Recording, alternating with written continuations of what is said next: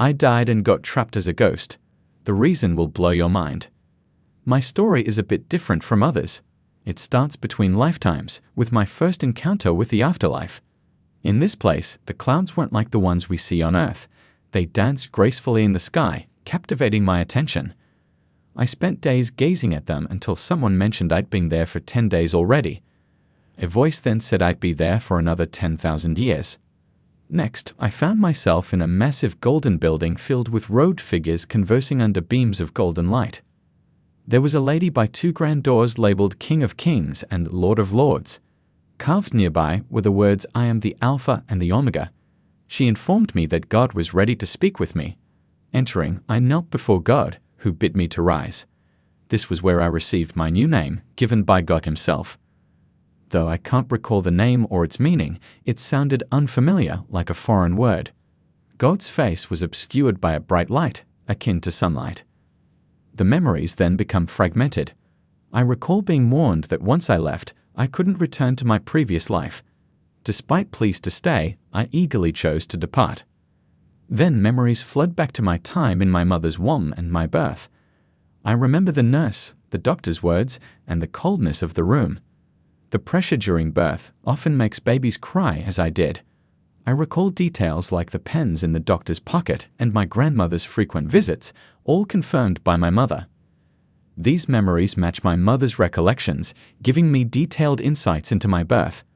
Though I have more memories, I'll skip ahead to my second death, a departure that seems different from most people's experiences. I got into my mother's car in the back seat. I didn't want to wear a seatbelt, but she insisted. She drove up the street and turned right.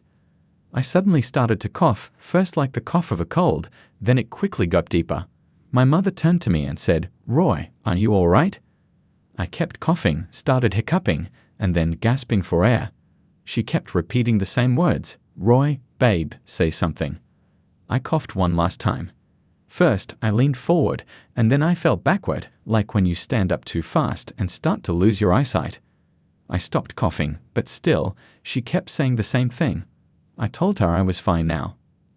I had the urge to hop out of the seatbelt, which I did, and the seatbelt went through me. I walked to the middle of the seat. The front passenger then turned around to try to wake me up. I didn't respond. I looked and saw a little kid with his hair spiked up, the dark colors of his hair, his mouth open, and his head tilted back. I said, "I'll wake him up, Mommy," but the passenger and I couldn't wake the boy. She wanted to check my pulse, but she couldn't reach me. She unbuckled her seatbelt and was able to feel my wrist. She said, "There's no pulse." My mom replied, "What do you mean there's no pulse? Are you trying it in the right spot?" The passenger replied with panic in her voice, "Unsure." She checked my throat, my heart, and then my breathing, and she could feel no breath. She said, "I think your son's dead." My mom told her not to talk like that. I looked at my hands. It looked like you could see through them a little bit, but not a lot. I swiped my hand through the passenger's elbow. She jerked her arm away and said, "It's really cold back there. That's really strange." Then I heard a voice that said, "It's time to go." I fell through the car floor and onto the street where Sonic was located to the left. At first, I felt worried that I was going to be left there, but then I was shot upwards at high speeds. I could see clouds upon more clouds. Within 10 seconds, I was viewing the Earth in all its massive glory. I paused there and just gazed at it for a few seconds.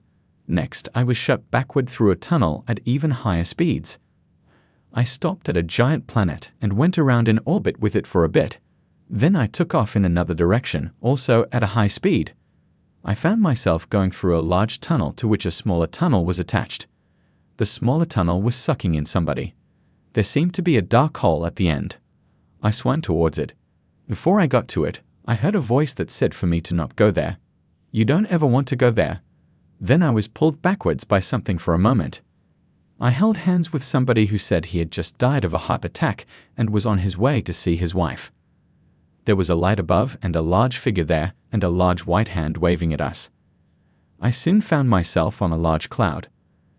There were also smaller clouds moving through the sky. I turned around and saw, at a distance, a gathering of at least 20 people, some of whom were holding hands. I heard a female voice saying, "Roy, come here. Don't be afraid. You're safe now. As I walked towards her, I looked to my right, and there was a massive cloud about 3 football fields away. I watched while a lady who was on that cloud walked about 10 steps, dropped to her knees, and started to pray. It may have been far away, but I could see everything fine from that distance. She was facing a gate in front of which a figure was standing. Then I heard the voice again, telling me to come to her. I looked down as I walked towards her, and I saw a cloud-like mist surrounding my waist, my ankles, and my lower body. It was swirling like the wind. She asked me why I was still in my ghostly state. I didn't respond. People usually come out of this state before they enter heaven. Then she looked over to her left and murmured to herself, "I understand now." Then she looked back at me and said, "Roy, you have to go back to Earth. There's been a mistake. I'm sorry, but you will have to return. You'll be back someday, I promise." She might have said I was lucky. So I walked backwards, and then I felt myself falling. As I fell, I saw someone come to the cloud's edge and wave at me. I waved back. I found myself falling towards Earth. I kept on going until I came to our car and fell right through the car roof. I was back in my body, and instantly I awoke. My mom was saying, "Roy, say something." I told her, "I'm fine." I looked to my left, and there was Sonic, and a train was passing. Just before I had left, I had seen the railroad stoplight turn red. Now, everything was back the way it was, as if nothing had happened.